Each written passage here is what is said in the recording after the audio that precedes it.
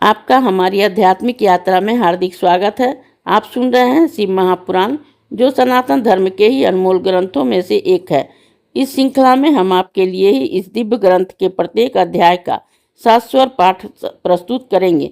आइए इस ज्ञान और धर्म की ही यात्रा को आरंभ करें। भगवान महादेव की महिमा और उपदेश से ही सजी इस पावन कथा के साथ ही ओम नमः शिवाय।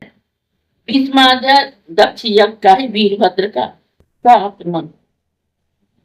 वायु बोले तब वहां पहुंचकर ही गणों ने देखा कि विष्णु आदि देवता चित्र विचित्र ध्वजाओं से शोभित उस महायज्ञ में ही बैठे हैं और कुशाओं से ही आच्छादित यज्ञ प्रज्वलित अग्नि के से सुवर्ण और ध्वजाओं सहित ही चारों ओर ही शोभायमान है, जिनमें वेणु वीणा के शब्द से युक्त ही वेद ध्वनि हो रही है।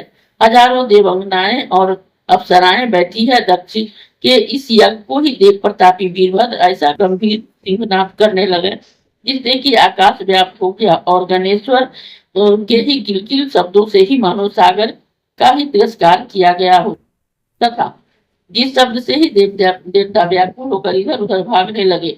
उनके भूषण पृथ्वी पर गिर पड़े हुए कहने लगे कि क्या महामेरु टूट पड़ा है या पृथ्वी फट रही है या क्या हो गया है, क्या हो गया है। हमारे भय से कितने ही प्राण निकलने लगे, पर्वत टूटने लगे, पृथ्वी कांपने लगी, तीव्र वायु बहने लगी और समुद्र खलबला उठा।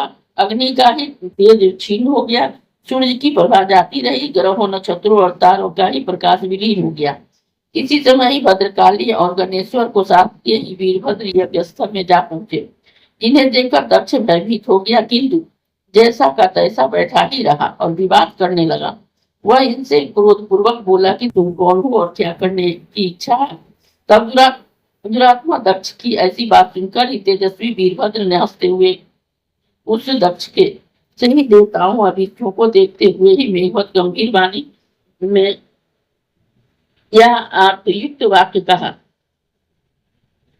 हम सभी अत्यंत पराक्रमी शिव जी के ही अनुचर हैं, जो अपने भाग की ही इच्छा से यहाँ आए हैं।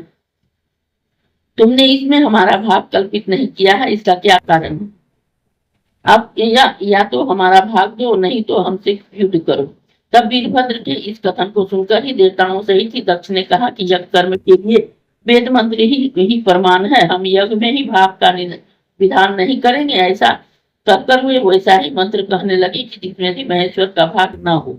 तब देवताओं की असत्यता को देखकर हुए मंत्र व्याकुल हो सनातन ब्रह्मलोक को भाग चले। वीरभद्र ने उस सब देवताओं से ही कहा कि बलगर्भ को तुमने मंत्रों का ही प्रमाण नहीं किया है, इससे इस यज्ञ में तुम्हारे द्वारा हमारा तिरस्कार हुआ। अतः मैं तुम्हें मार कर ही तुम्हारा गर्व दूर करूंगा। यह कहते हुए क्रोधो भगवान भद्र अपने नेत्रों से ही अग्नि से उसे जलाने लगे। सारा यज्ञ और अन्नों का ही ढेर तिरकुट के समान ही भस्म होने लगा। पर्वताकार गणेश्वर स्तंभों को उखाड़ फेंकने और हवन करने वालों के गले में रस्सी बांधने लगे और यज्ञ के ही जितने भी पात्र थे सबको तोड़ फोड़ कर ही जल में डाल दिया और यज्ञांश ग्रहण कर ही गंगा की धारा में बहा दिया। जितनी दिव्यान और पान की राशियां थी, दूध की नदी, अमृत रस की भरी दधी की कुलिया, अनेकों प्रकार के मांस, सुगंधित भोजन पदार्थ, रसयुक्त पीने और चूसने के पदार्थ, सबको वीरभद्र ने अंजर खाने और फेंकने लगे। फिर वे ही वीरगण अपने आयुधों से देवताओं को मारने, काटने और छेदने लगे। तपस्वियों के रूपों को लेकर अग्नि और जल में फेंकने लगे। कलशों को फोड़कर मणियों से बनी हुई वेदी को भी नष्ट कर दिए। फिर गाते, शब्द करते और बार बार हंसते हुए रुधिर की सुरा को पान करते हुए नाचने लगे। इंद्र सहित ही समस्त देवताओं को भी वे सेंद्र, हाथी और सिंह जैसे ही पराक्रमी गण इस प्रकार की पीड़ा देने लगे और ऐसी चेष्टा करने लगे जिससे रोंगटे थर्रा जाते। इस प्रकार कोई चिल्लाते, मारते, दौड़ते, प्रलाप करते, नाचते, हंसते और कोई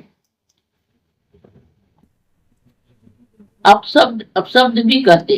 कोई जल के मेघों को सूंघते और कोई सूर्य को पकड़ने के लिए आकाश में उछलते।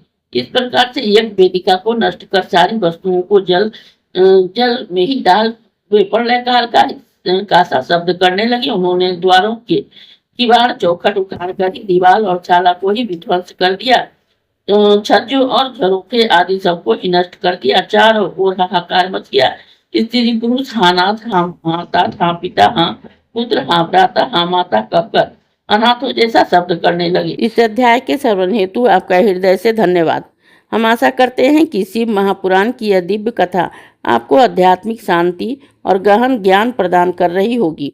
कृपया अगले अध्याय के लिए हमारे साथ जुड़े रहें और अपने सुझाव एवं भावनाएं कमेंट के माध्यम से अवश्य साझा करें। धर्म, भक्ति और ज्ञान की इस पावन यात्रा में आपका साथ हमारे लिए अत्यंत मूल्यवान है। ओम नमः शिवाय। यदि यह प्रस्तुति आपको पसंद आई हो, लाइक करें, कमेंट करें, सब्सक्राइब जरूर करें, बेल आइकॉन दबाना ना भूलें ताकि अगला अध्याय आपसे छूटे नहीं।